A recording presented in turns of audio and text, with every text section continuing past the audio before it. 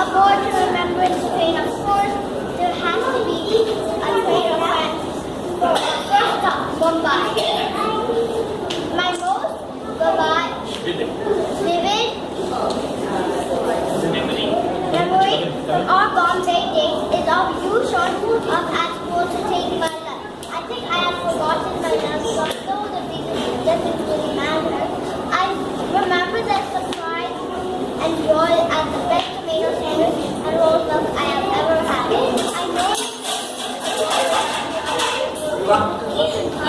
And of course there were joy and hair cutting and the bourbon.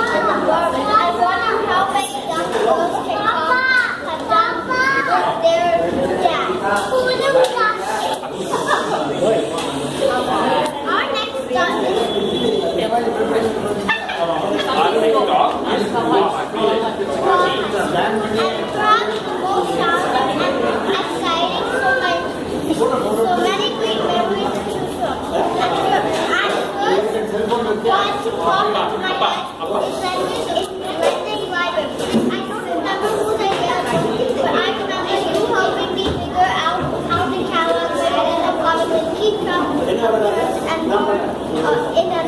track of and more in a notebook. Then there you teaching me to ride on my first bicycle, a 40,000 in a royal blue. To this day, I get on my bicycle like a guy.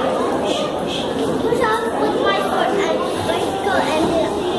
The stand was tied up with a rag because it had fallen so many times while learning to ride it.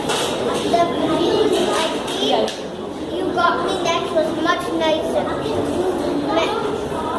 I also think you made me save and contribute towards the cost of the first bike. I would like to think it gave me a sense of accomplishment when it cost the gumbo about it. Of course, I could not have contributed anything towards that bike if you hadn't been me or to the bank to open saving account. Somebody can tell you. Good job.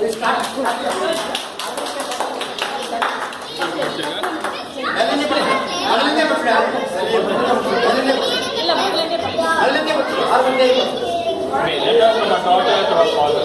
Dear Appa.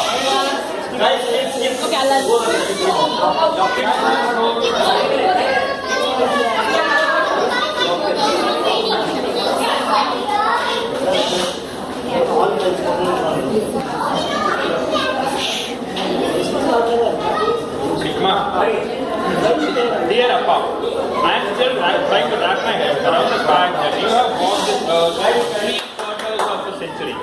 In the immortal words of Dr. Seuss, oh the places you've been and the things you have seen. However, given that you've spent about 60% of this time as Appa and Tata, I thought I'd take a trip down memory lane with you. So, hop aboard the remembrance train. Of course, there has to be a train with a smile for our first stop in Mumbai. My most vivid memory from our Bombay days is of you showing up at school to take me to lunch. I think I had forgotten my lunch box, so the reason doesn't really matter. I remember the surprise and joy and the best tomato sandwiches and roast milk I've ever had. I know you took me to the railway library on a regular basis for books and comics, and of course, there were the joint haircutting sessions at the barbers.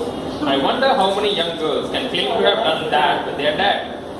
Our next stop is Guwahati, and perhaps the most challenging and exciting. So many great memories to choose from, and the first one to pop into my head is my lending library.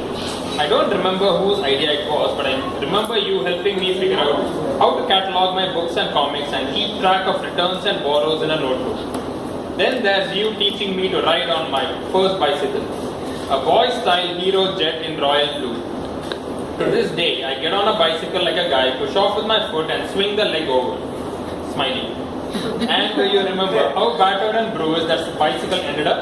The stand was tied up with a rag because I had fallen so many times while riding to life.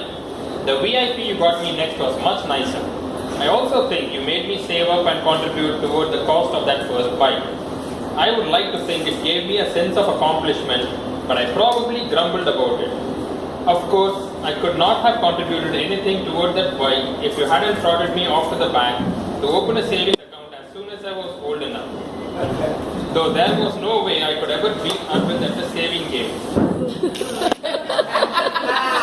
Somehow he always had all of his pocket money, or most of it at any rate, at the end of the month while I had none. Other random memories include our books discussions after reading A.J. Cronin and Neville Shute, my first perfect pair of jeans that you brought back from your England trip, and of course the group song session that you envisioned and directed. This is for me. Remember singing Vidya Arvind? Yes, I do. And Mr. Vijay Naujawan, you even played 5 stones with us. We are going to take a quick detour to Madurai because I remember purchasing a pocket radio kit and then assembling it with your help. I think I even used a soldering iron. The most important aspect of this memory is that the radio worked. It may not seem much, but I loved that I was doing something that was uncommon for girls my age. And so we come to Madras, the final destination as it were. We moved from a sprawling bungalow lifestyle to a Kirchen-sized apartment. At least that's what it felt like initially. Pure rationale was that Arvind and I needed to experience life as it existed outside of a railway colony. Good thinking. It served me well when I moved into that tiny garage apartment in Delhi. I have 2 favorite Madras memories. First, the 3-day bicycle trip for birthday. I remember you encouraging me to go despite concerns that there were only 2 girls in the group. It's just one of those life-changing experiences that transforms you even if you can't quite pin down just how. My other favorite Madras memory is our trip to the Kinetic Spark store for my moped. There was such an exhilarating sense of freedom in not having to be tied to public transport. Arvind didn't much care for the fact that it meant my pocket money went up, but hey, he did get the moped eventually. Maybe that evened it out. Not really, it was a bit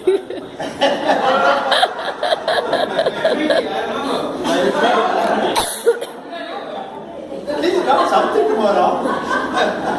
So there you have it, just a few of the many moments we've shared as father and daughter over the years.